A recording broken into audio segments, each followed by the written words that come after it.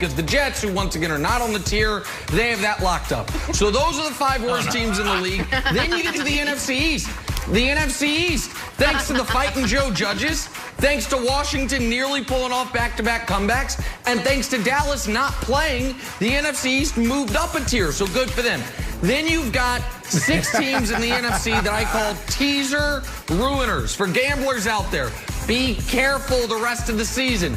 Any of those 6 teams on any given week can ruin your money line teaser, can ruin your money line parlay. They're not good teams, but they're good enough to upset a team before the end of the year. Now we have the teams that really matter if we can zoom in on them. We'll start with the AFC pretenders. Titans, Colts, Raiders, Patriots. They're good enough. They're good teams. None of them will win a single solitary playoff game for the teams that get there. Now the teams that truly matter. AFC contenders. Look at the Miami Dolphins. Tua Tagovailoa, maybe your rookie of the year on that list. The Browns, the Bills, and the Ravens. Those teams can cause massive problems if they are allowed to play a game on their terms. If they can control the style of play, they can beat almost, not anybody, but almost anybody. Then there's the NFC logjam. I'm going to admit, some people on the committee thought this was a cop-out. Some people on the committee argued hard that we need to have one NFC team above the rest. Other people raised good points that how can you really differentiate these 6 teams? So it's an NFC logjam right there. And then the Steelers, after a week outside of #1 contender, after their dismantling of the Bengals, they reclaim their spot as the #1 contender to, of course, the champs, the Kansas City Chiefs. So there's your Week 11 tiers. It's a playoff push tier, totally revamped. Maybe this methodology going forward. Brandon Marshall, your thoughts? Listen, not bad, not bad. I love this. I'm so tired of power rankings. This is really good. But I only have 2 things that I want to highlight here. And I think you're off just a little, Nick. The Cleveland Browns, I'll pick my battle. Let's start with the Oakland Raiders, and you have them as AFC pretenders. I feel like the committee got lazy. Like, how do we not have this team just a little bit higher? Because they beat 3 teams that's ranked higher than them. They beat the Saints.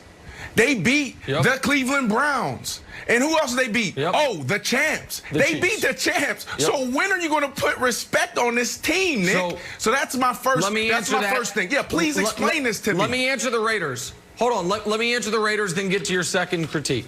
So the Raiders, it should be noted, when there was a rough draft of this submitted Sunday night after the late game, the Raiders were on the contenders tier.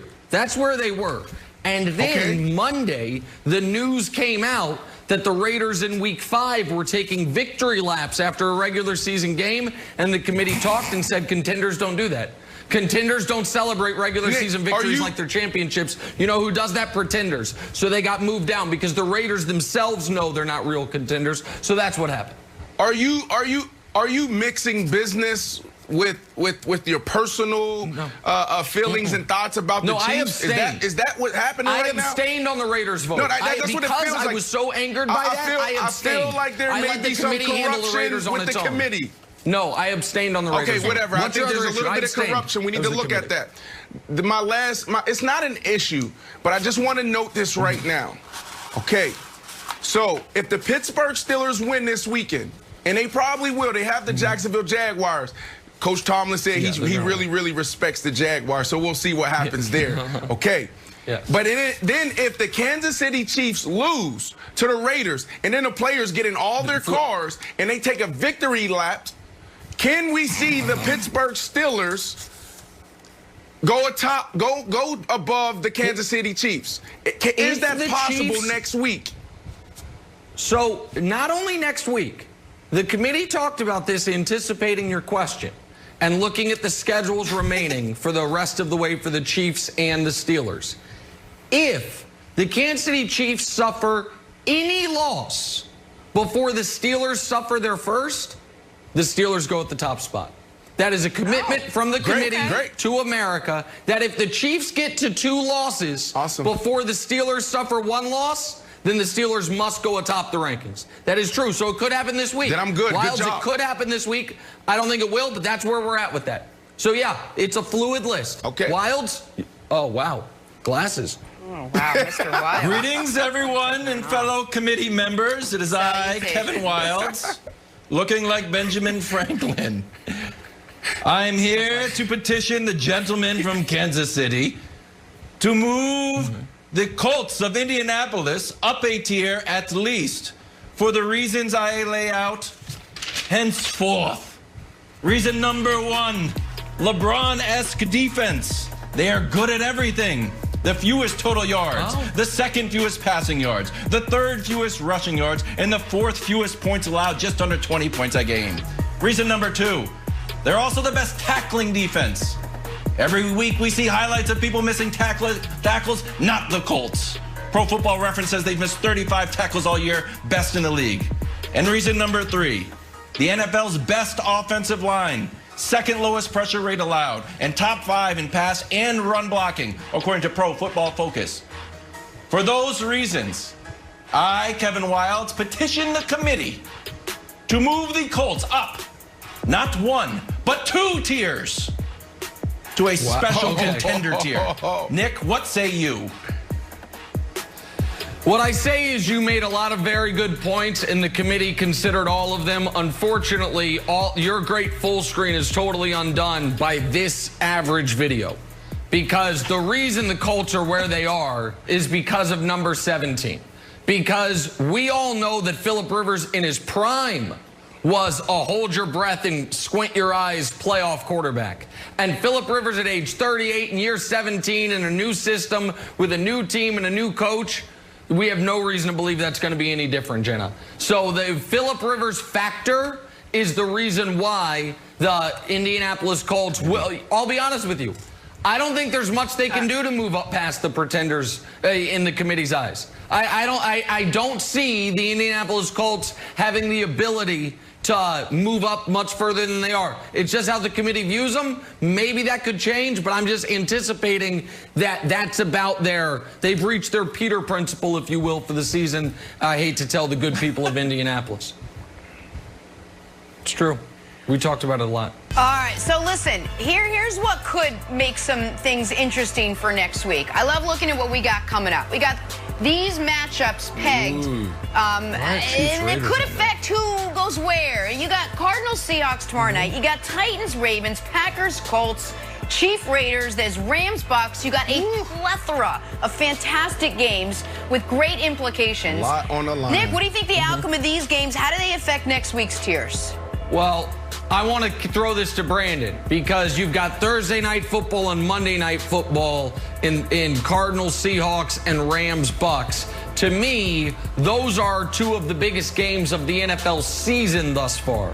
On Cardinals, Seahawks, I think that could determine which of these 2 NFC West quarterbacks stays in the MVP battle.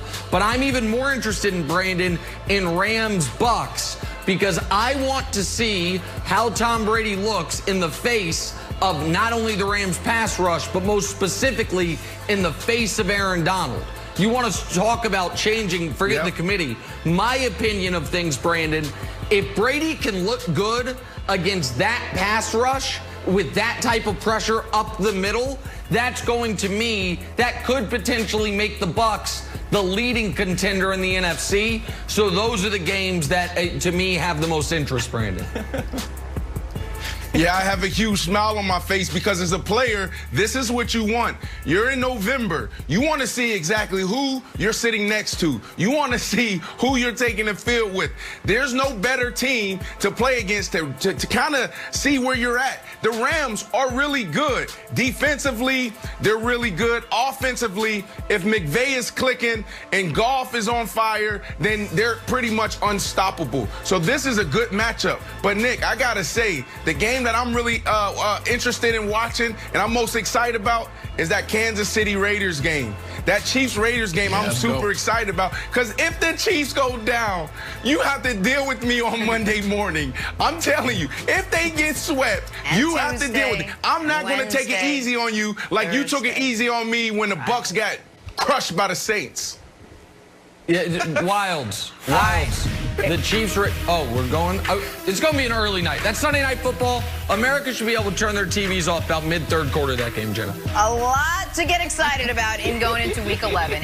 We've heard a lot of great sound bites from some big-name players this season. Turns out, we've all been duped. How in the world is that possible? Well, when Jimmy Fallon basically dares you to include some wacky sound bites in your press conferences, you have to say yes. Listen to this. Dalvin, you were named NFC Offensive Player of the Week today. How do you feel about that? Great. Give all the credit to the O-line up front, receivers, tight end, just going out there and just working hard. And I run yards like switch hard, so that's what it is. What is your favorite part about being a receiver? Is it catching touchdown passes? Is it your dance celebrations? I believe catching the touchdown passes because, they're like Pokemon to me. I gotta have them all. But again, I mean, myself, I'm looking forward to it.